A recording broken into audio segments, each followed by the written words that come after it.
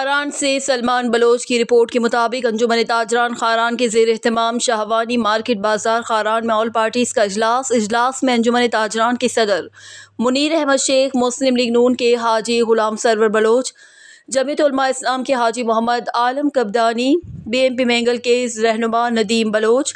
زمیندار action committee کے ملک منظور Ahmad, BMP عوامی کے حاجی محمد اعظم بڑیچ، مولانا محمد قاسم چشتی، سول سوسائٹی کے سفر خان راسکوئی،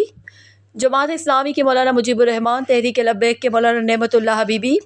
نیشنل پارٹی کے میر KD بلوچ، مولانا حفظ الرحمان شکوری، حاجی محمد اعظم مسکانزئی، پیپلز پارٹی کے نجم الدین نوشیروانی، سینئر صحافی خورشید عالم، تحریک لبیک اسلام کے مولانا عبدالقدوس تاجر، رہنما سنیل کمار، غلام دستگیر مینگل، انجمن تاجران خاران کے جنرل سیکرٹری خلیل عالم کبدانی سمیت علماء کرام، سیاسی اور قبائلی شخصیات نے بڑی تعداد میں شرکت کی۔